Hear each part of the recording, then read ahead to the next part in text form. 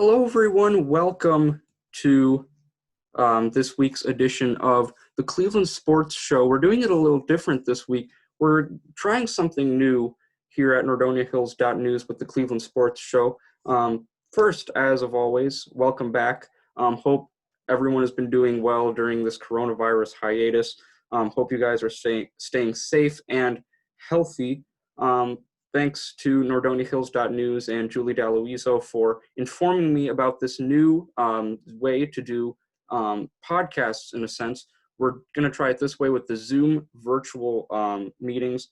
And in this case, with the Zoom meeting, which I love personally, you can do screen share so I can show you guys stats, some video clips. So it's not just audio. However, I will be posting the audios of these recordings as well for you to access. So once again, ladies and gentlemen, thank you so much for joining me this week. Once again, hope you all have been doing well during this pandemic. Obviously, school has let out now, so a little bit more time on our hands. Let's dive right into what is going on in the sports world. And most of this will be, pretty much all of this will be about the NBA. More specifically, if you haven't heard, the NBA just announced today that they will be resuming their season in late July and are planning on Game 7 of the NBA Finals to be played on October 12th of this year. 22 teams will be competing at the ESPN Worldwide of Sports Complex. That's in Orlando, Florida. 22 teams will be participating. You'll have a few regular season games, a few games for those teams who are right in the playoff mix, and then playoffs will begin. And if the finals need to go to a Game 7, then then that date will be October 12th of 2020. The Cleveland Cavaliers are one of the 8 teams who unfortunately did not make it to the festivities in Florida. Obviously, one of the worst records, not just in the Eastern Conference, but the entire NBA. So can't wait till Cleveland Cavaliers basketball is back. Let's talk about the Last Dance documentary and Michael Jordan. Obviously, that's been the talk of basketball ever since this coronavirus pandemic came down. And actually, ladies and gentlemen, if you didn't know this, the documentary was actually supposed to air this summer. The playoffs were supposed to be going on over this spring, but obviously with this coronavirus pandemic, that was unable to happen. So they, the documentary was aired this over the spring break, and Jason Hager was the director for this documentary. Easily one of the best sports documentaries of this decade, for sure. They actually, Jason Hager and his staff who were working with The Last Dance actually had to do the 10th episode of the documentary. There were 10 episodes total. Between episodes 9 and 10, they actually had to kind of put 10 together a little bit quicker than normal because they were originally planning on airing this documentary in the summer. However, once again, with this hiatus, they had to kind of rush it a little bit, and they still did a phenomenal job, discussed every aspect of Jordan's life in terms of a basketball player. Talked about how he was drafted, how the Bulls were a horrible franchise before he came to Chicago, his journey through the 80s into the early 90s, where he began working with other stars such as Scottie Pippen, talking about that first three-peat, talking about aspects concerning his family. And then the majority of the documentary was focused on that 97-98 season where the Bulls played the Jazz and Michael hit that iconic shot in Game 6 in Utah to capture that second three-peat. The Bulls won 6 championships in the 1990s. They could have definitely won 8 championships in the 90s if Michael Jordan hadn't retired to go play baseball. Could they have won in 1999 and beyond if Jerry Krause didn't break up the team? That's been the topic of discussion. But I was listening to a Bill Simmons podcast a couple of days ago to answer that question, and Bill brought up some great points talking about how the Spurs with Tim Duncan, David Robinson, Mario Ellie, that was a quality Spurs team. So, and plus, given the fact that other members of the Bulls, such as Steve Kerr, Dennis Rodman, those guys would not have been part of the Bulls after that 98 season. So you're asking Michael Jordan and Scottie Pippen basically to go up against this juggernaut of a Spurs team in 99. Could they even have gotten past the Knicks in 99? I mean, I don't know. You have Sprewell, Allen Houston, Patrick Ewing was still rather productive in 99 with the Knicks. But who knows? But that those 6 championships definitely one of the biggest highlights, if not the biggest highlight, of Michael Jordan's illustrious career. I also loved how in the documentary they discussed Michael Jordan's always being able to crave and be motivated to compete. Even in the 1998 playoffs, when the Chicago Bulls were the overwhelming favorites against the Charlotte Hornets, Michael Jordan actually was playing one of his former teammates in that series. B.J. Armstrong was a member of the Hornets in 1998, and the Hornets actually tied up the series after 2 games. B.J. Armstrong had a strong game in Chicago and then started talking some trash. That was obviously not the right move by Armstrong. Jordan and the Bulls destroyed the Hornets in that series. And Dennis Rodman, I was extremely interested in hearing about his story. What I thought was the weirdest part of Dennis Rodman's story was how in the middle of the 1998 finals, Dennis Rodman had time to go up to Michigan from Chicago to compete in a Hulk Hogan wrestling event, which to me is just insane how he was able to switch his mindset just like that. And the Bulls still eventually won the championship, so it didn't cost him at all. But if the Bulls were to lose in 98 against the Jazz, that Hulk Hogan thing may have been a much larger storyline for the media to follow. Now, before I move on to our next topic in basketball, I want to conclude my opinions on The Last Dance. Was it worth the watch? Ladies and gentlemen, absolutely. If you did not have a chance to watch The Last Dance, they actually did. ESPN did a wonderful job airing it.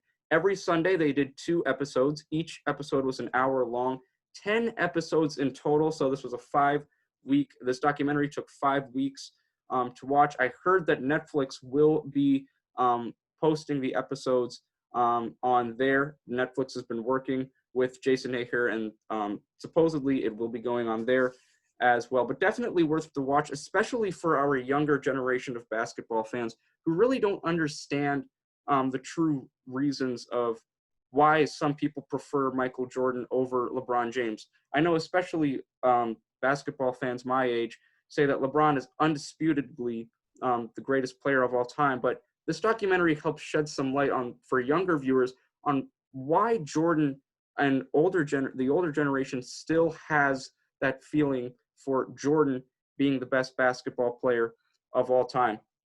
Not only that, but the documentary also highlights and provides us with some terrific footage, some behind the scenes from that 97-98 Bulls season, from practices to pregame to post-game interviews, to the Chicago Bulls traveling around the United States during that season. And they also give perspectives from so many different individuals. Barack Obama, who's actually a Chicago native, was on that documentary as well. Not for much, but still gave his opinions on the Bulls and their impact in the city of Chicago. A tremendous documentary, ladies and gentlemen. If you did not have the chance to see it, make sure you that is in your plans for this summer. And now our second topic of debate is finally here, and that is what I was talking about a few minutes ago, LeBron James versus Michael Jordan. That's correct. We're going to debate, or we're going to analyze, really can't debate with just one person here. Who is the better basketball player? First, I want to discuss individual accolades for both of these iconic basketball legends. First, we'll start off with this guy, LeBron James, a 3-time NBA champion. And in all of those 3 championships, the one finals MVP, so a 3-time finals MVP as well, 4-time overall league MVP in the NBA, a 16-time All-Star, 12-time first-team NBA on that ballot. For Michael Jordan, 6-time champion, I obviously mentioned that, but here's what's more impressive. In all of those 6 championships, Michael Jordan was finals MVP in all of them. Therefore, 6 finals MVP, a 5-time league MVP, so Jordan does up LeBron in the MVP status, a 14-time All-Star for Jordan, an extremely strong, phenomenal accomplishment, given the fact that Jordan's playing career was from 1984 to 1998. So pretty much almost every season, Jordan getting that All-Star vote, won the dunk contest and All-Star Game MVP in 1988, and was also the 1988 Defensive Player of the Year. If you didn't think that was enough, yes, Jordan also played defense. And the NBA at that time, in the 1980s, the 90s, was a much more physical league. Analysts on ESPN will even tell you that today. That's not an opinion. You can physically see it in the games. A lot more presence in the paint from players, not as much open threes and transition layups that we're seeing in the game today. Not saying that is bad, but you just see that difference, and the physicality level in the 80s and the 90s was obviously much higher than it is today. So category 1 is accolades. Let's talk about who has the better all-around basketball game. And that is LeBron James. So LeBron James has a much better overall game. We're talking passing. We're talking the ability to involve his teammates. LeBron consistently averages, is closer to averaging triple doubles. And this is my favorite part of the Zoom. I can now screen share what I'd like to share with you guys. And I will be doing that here. Let's start with, I want to start with something Scottie Pippen actually had to say. This was his analysis on the overall LeBron versus Jordan comparison. He's essentially saying LeBron had to do more for his teams. And the reasons Jordan didn't have as much of a responsibility as LeBron did was because guys like Scottie Pippen took loads off for Jordan. So here's more of an in-depth discussion of what Scottie Pippen had to say on LeBron versus Jordan. But really, the comparison shouldn't ever be made. They both play 2 different positions. The way LeBron James played, Michael Jordan was never asked to play that way because I took that away from him. I was the point forward. I was the facilitator. Michael Jordan is a scorer. He was a defender. He played the game as complete as LeBron James did when he needed to, but he was asked to score the basketball, and that's what he was great at. And there's no game that I would ever play in and pick LeBron James over Michael Jordan. No game. No game. So now you're just being not if I'm firm trying about to win. So that's right. You heard it from Scottie Pippen. Obviously, you would think Scottie, a guy who played with Michael Jordan, understands the reasoning why Jordan is the better player. But here's why I will tell you that LeBron is the better overall player. Look at the success that he had with a Cleveland Cavaliers team, before he left for Miami, and when he came back to Cleveland, he had some terrible teams in Cleveland, more so before he left for Miami. I'd like to look at the per game stats of the 2007 Cleveland Cavaliers. That was the first time in franchise history the Cleveland Cavaliers made the NBA Finals. This was LeBron's 4th season in the league. So he had some experience. This was the same year he had that phenomenal Game 5 against the Detroit Pistons for 48 points. We'll focus on that a little bit later. But here, I want you guys to look at the per game averages of each player on that 2006-2007 team for the Cavs that made the finals. Obviously, LeBron, at 22 years old, was the top scorer for the Cavs, almost 27 points a game, 27, 28, that range. Phenomenal for a 22-year-old. But ladies and gentlemen, here's the huge drop-off. Larry Hughes is the next highest scorer at 14 points. So LeBron nearly doubled the second, LeBron nearly doubled the second highest player in scoring for the Cavs. And they still made the NBA Finals. Now, they obviously got swept by the Spurs. We know the story. Tony Parker won league MVP, yes. But that is just mind-boggling. LeBron doubled the second highest player for the Cavs, only managed to get half the scoring of what LeBron averaged. And then we obviously guys like Anderson Varejao, 7 points, Eric Snow, 4 points. We had Popovich getting 9 points. I mean, this Cavs team had no business at all being in the finals, but the heroics and the efforts of a young LeBron James put Cleveland over the top in the Eastern Conference that year. Let's go back to another year. This was LeBron's final year in Cleveland before he left for Miami. And again, the same story. This time, Mo Williams averaged only half of what LeBron could get. LeBron, clearly the highest scorer, 25 years old at the time, and was averaging 8 assists. We see this a lot. LeBron actually nearly doubles Michael Jordan in playoff assists and getting his teammates involved. Look at this. The Cavs that year lost to the Boston Celtics in 6 games in the Eastern Conference semifinals. But again, this Cavs team had no business of even being in the playoffs at this rate. And they had one of the best records in the Eastern Conference. Guys like Antoine Jameson, Anderson Varejao. Antoine Jameson contributed. Anderson Varejao, 9 points a game. You got Anthony Parker, 8 points a game. Shaq wasn't great. He was only averaging 12 points a game. That was Shaq in the wishy-washy part of his career. So LeBron carrying that Cavs team, and they had success until they ran into the better team, who were the Boston Celtics. You remember the Cavs team in that first round of the playoffs destroyed Derrick Rose and the Bulls in 5 games, and then a true NBA team comes around in the Celtics, and they beat the Cavs in 6 games. Again, we all know the story. Celtics go on to the finals in 2010, lose to the Lakers in 7 games. And LeBron had worse teammates basically for most of his career before he left for Miami. We talk about who Michael Jordan had, and we see here Scottie Pippen, who we just heard from, 16 points a game, 5 assists, but his efficiency is what I really want to get into here. 48% from the field, 33% from 3. He was a quality free throw shooter, 70%.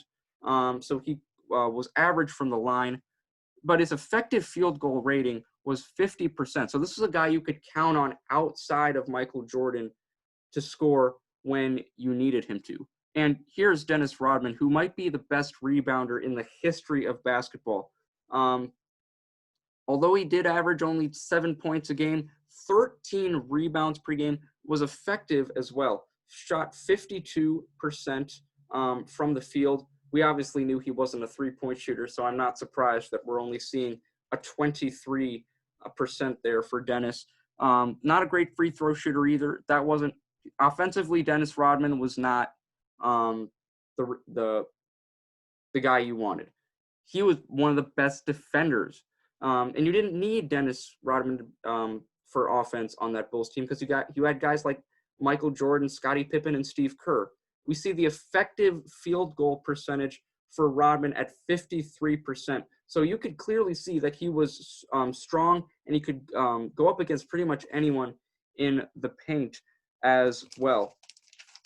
Now let's go on to our next topic. Who's the better overall defender?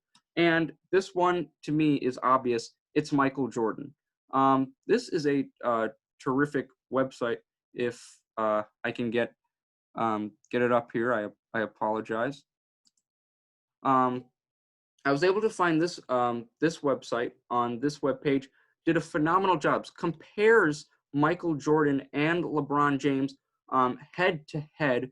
Obviously, we see the accolades, which I mentioned on the bottom here. but we're talking about defense. And Michael Jordan won the Defensive Player of the Year, as I mentioned, in 1988.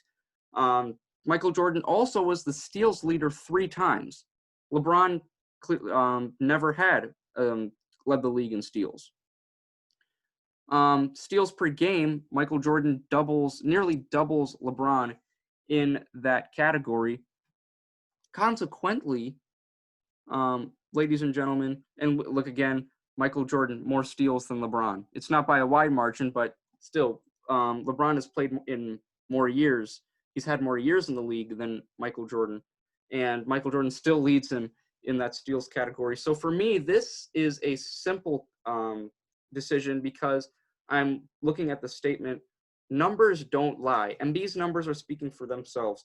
I'm looking on this website. It's called Land of Basketball. It's fantastic because you can compare any player in their specific years, their prime years, their rookie year, anything you want. So Land of Basketball is great in terms of comparing certain players, and these numbers to me don't lie. I'm looking at all of these defensive categories, and Michael Jordan leads all of them. So yes, although those LeBron chase down blocks are phenomenal, I'm not taking anything away from that. And yes, maybe because of his physical attributes, LeBron might be more physically and defensively intimidating. But in this case, the numbers speak for themselves. Michael Jordan is the superior defender over LeBron James. In terms of the clutch factor as well, I want to get into that. Michael Jordan wins that category as well. Here's how I break this down in terms of the clutch factor. Is it about making the right play, or is it about who's going to get the ball in those big time spotlight moments for, hitting a game winner in overtime in a playoff game? Who's going to be getting the ball then? And in Chicago, for most of the 1990s, you knew who would be getting the ball in crunch time. You knew as a fan, if you were watching the game on NBC, yep, the ball's going to Michael. Yep, the ball's going to MJ. It's not going to Scottie Pippen. It's not going to Dennis Rodman. As great as Steve Kerr is, it was most of the time not going to him, although he was a great, phenomenal shooter. We knew the final shot would be from Michael Jordan.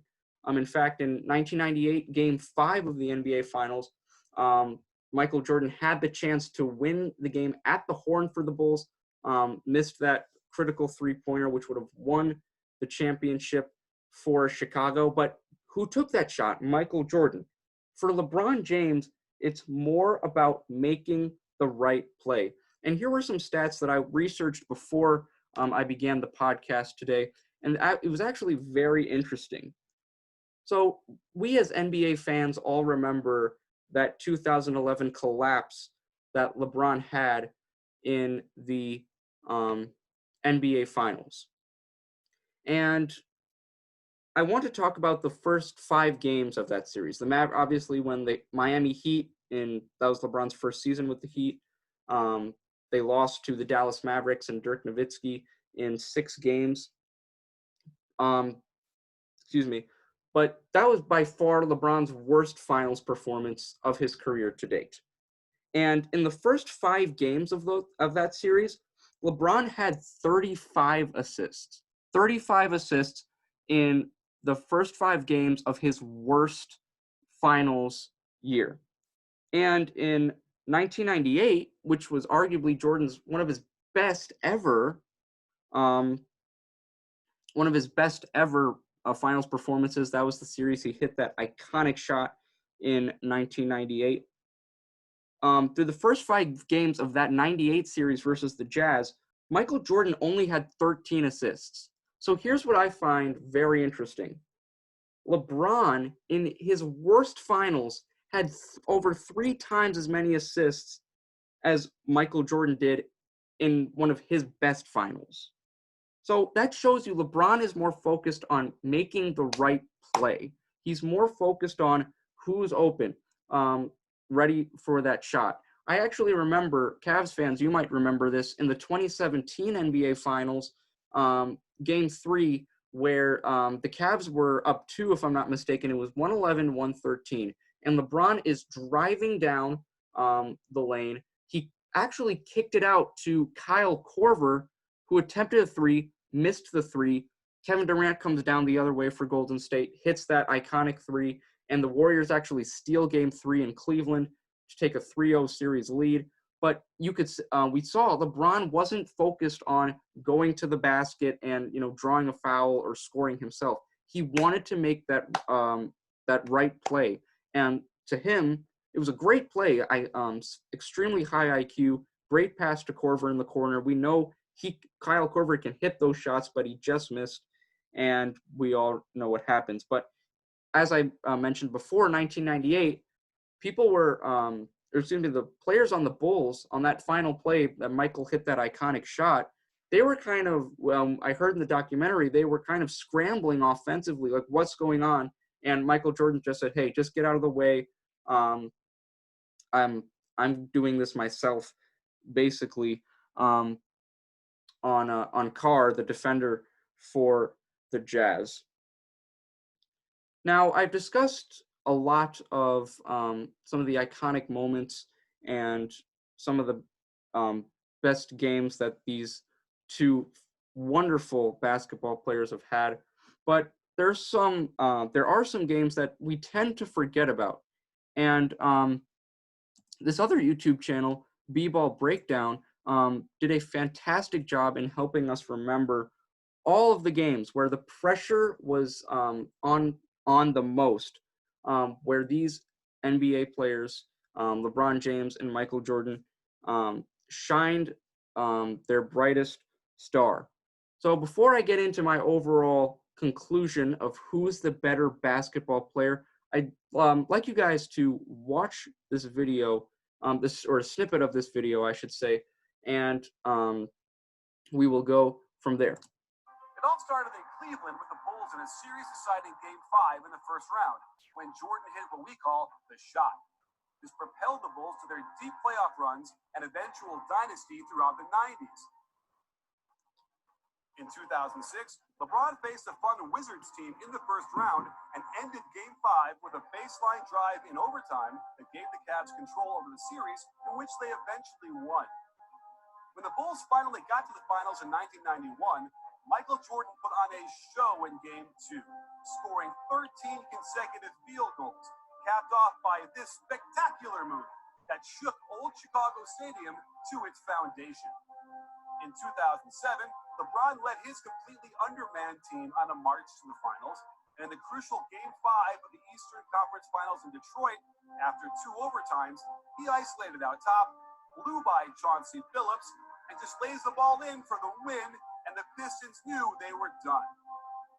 During the 1992 NBA Finals, with Jordan going against another premier guard in Clyde Drexler, he set a then record with 6 3-pointers made in the half, ending the game early.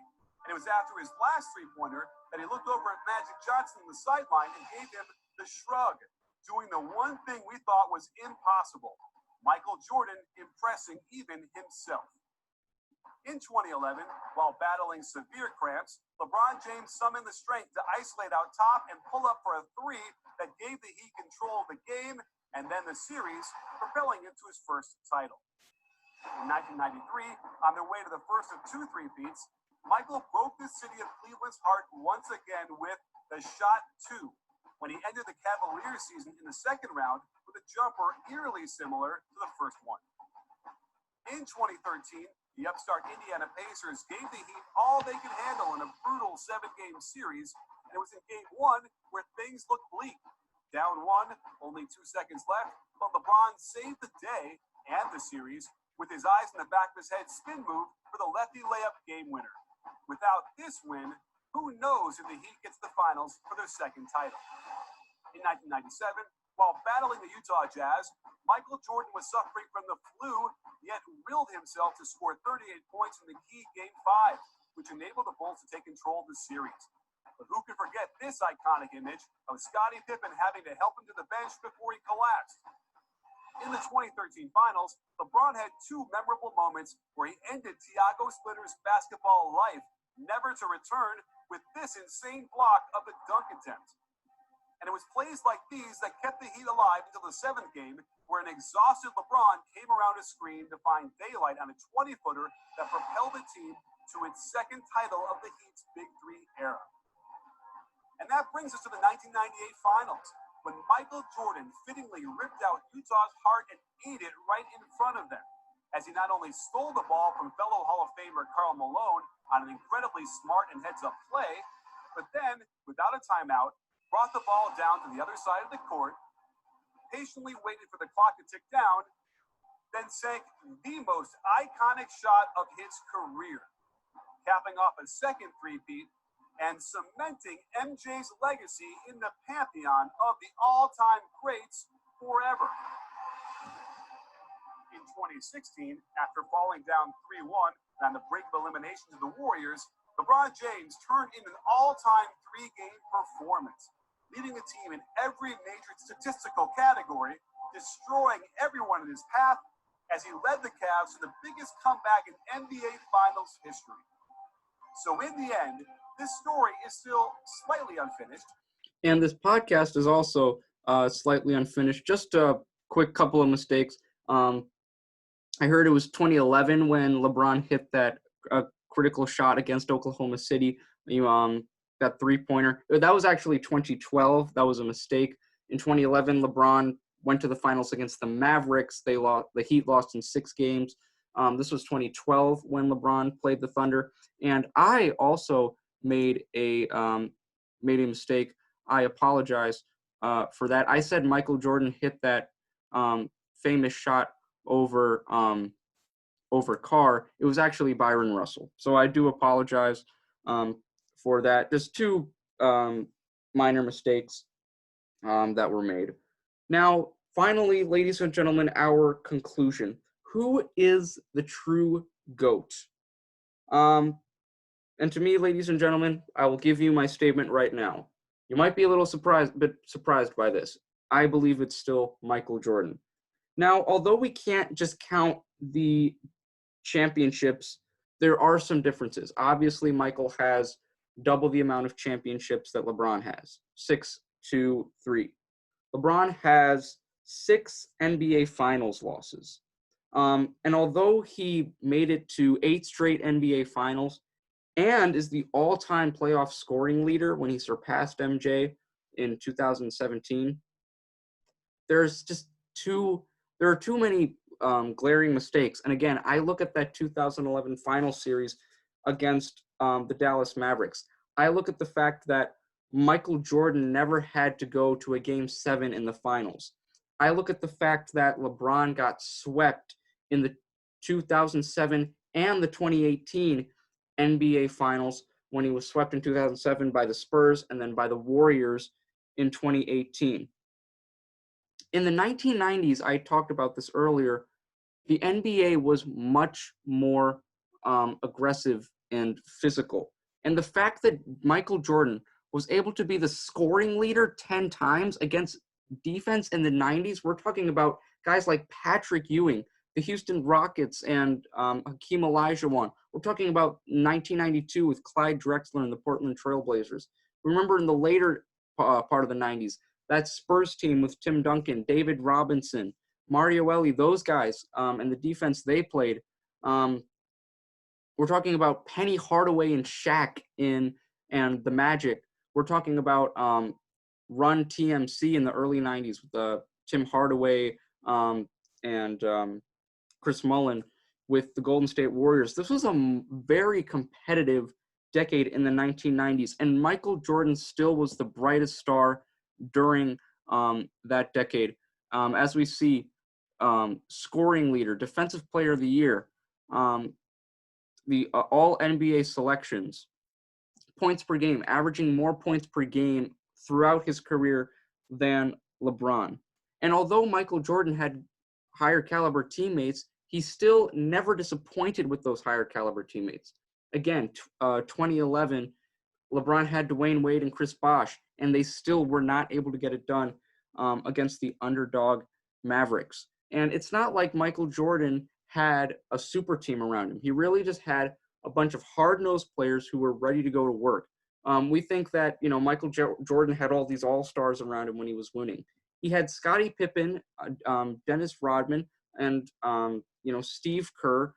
Some of these unsung heroes, they were Bill Wennington, John Paxson in 1993 when he hit that clutch shot against the Phoenix Suns to give the Bulls their third championship of the 1990s. And we see how dominant Michael Jordan was in the 90s. The fact that he went to baseball for 2 seasons, came back, and did another three-peat with the Bulls prior to his first three-peat in 91, 92, 93. And then he went to play baseball, three-peats again with the Bulls. Just shows you how dominant he is. And again, in the 1990s, ladies and gentlemen, this is when defense was actually taken very seriously. Not to say that it is today, but if you're an NBA fan, you definitely know the difference between defense today and then back in the 90s. Now, once more, I'll say this. LeBron is more physically gifted. If I were to choose who would win in a one-on-one game between these two players, I would say LeBron James. These two guys play different positions. LeBron's more of a forward. Jordan plays a guard position. And consequently, given the fact that he's 268 pounds, 6'8", LeBron is just a stronger force. And again, LeBron is a phenomenal basketball player. Much better at getting his teammates involved and creating success that way. You don't see him really doing those ball hog moments that we saw someone like Kobe Bryant doing in 2004, or Michael Jordan taking all the offensive load for his team. But we're talking about who the better basketball player is. And ladies and gentlemen, without a doubt, that is Michael Jordan. To close out this segment of LeBron versus Jordan, I actually would like to share a video clip with you from YouTube from ESPN First Take.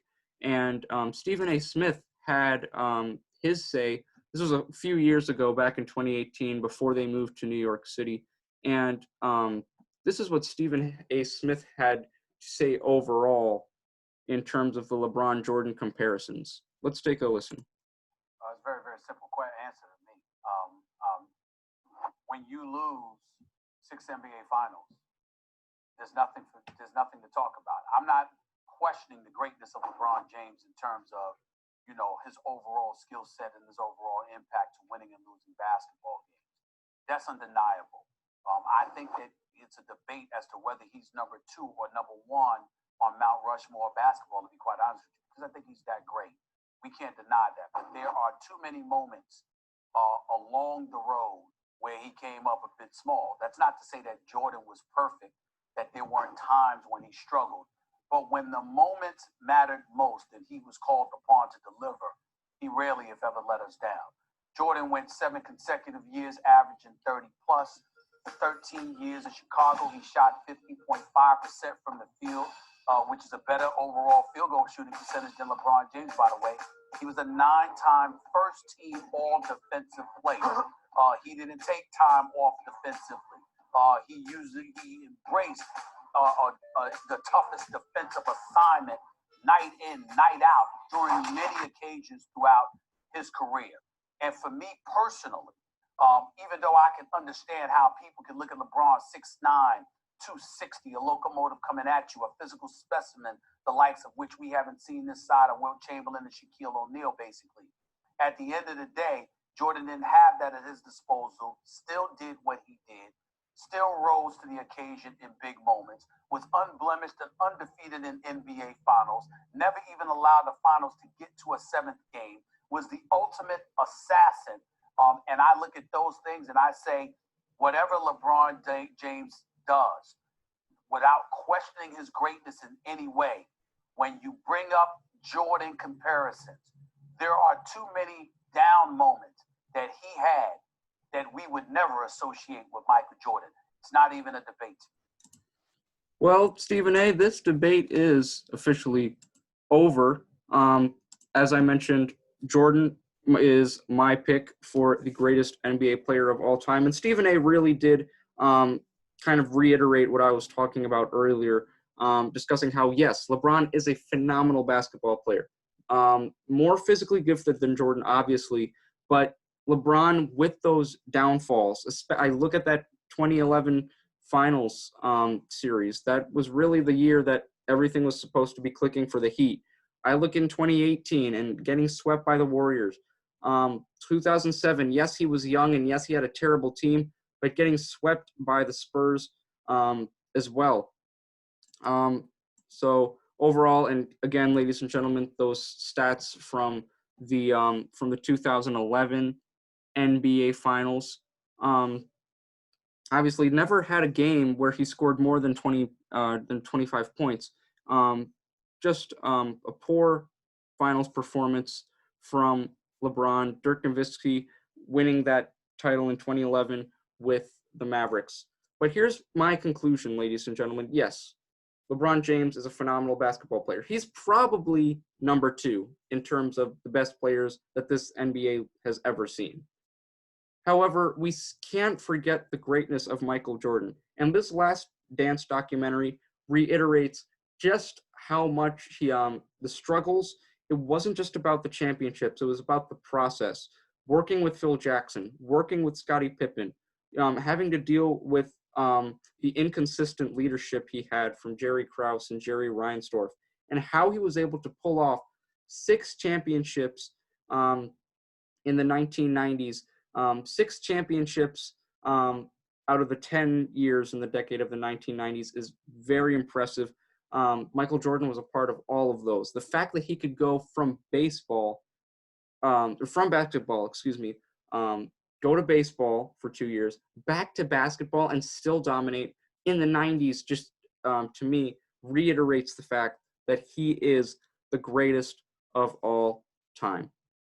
Well, ladies and gentlemen, that concludes our Zoom conference this week for the Cleveland Sports Show. I'm thinking of doing these more often, trying to get some technical difficulties sorted out, getting more used to this, and then hopefully I can do a few more of these in the summer as well. Don't forget, NBA fans, season will be starting supposedly at the end of July. We'll have some games. 22 teams, will be invited to Orlando to play in some regular season games, and then the playoffs will begin. And if necessary, if it does go to a Game 7 in the NBA Finals, the date for that will be October 12th of 2020. Ladies and gentlemen, this hiatus has been rough on all of us, but I was still able to do some work for the Nordonia Hills media community during the pandemic.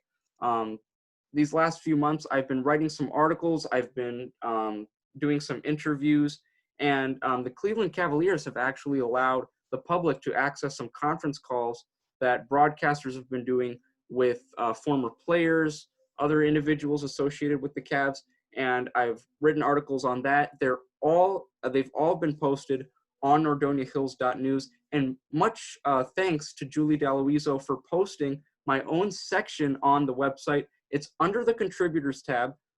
Just head to NordoniaHills.News. In fact, I'll do it right now for you, ladies and gentlemen.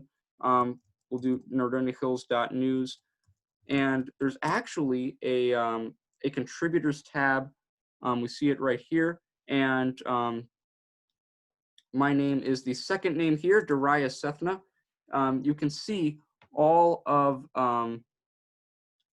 the articles I've been writing, the Cavs. I did an interview with Mr. Reckenrode of Nordonia High School. I did an interview with a radio host from Akron. So I've been doing a lot of writing work for NordoniaHills.News. This is my first official podcast since the pandemic started. To conclude, ladies and gentlemen, I hope you enjoyed.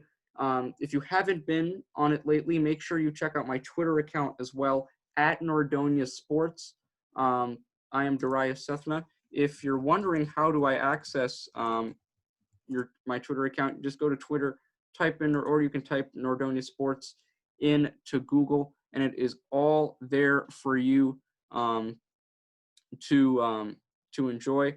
I've been posting the conference calls the Cavs have been doing on here, The articles are on NordoniaHills.News. I post links to those articles as well for you to read and to listen to. Until we speak again, ladies and gentlemen, I hope you are staying safe. Thank you so much for listening. In the meantime, stay healthy. Enjoy this wonderful summer weather. We've been having some great weather here in Ohio these last few days. Thank you so much again for listening. And until next time, ladies and gentlemen, this is Darius Sethna from NordoniaHills.News, from the Cleveland Sports Show, signing off. Thank you so much for listening, and have a terrific week. Thank you.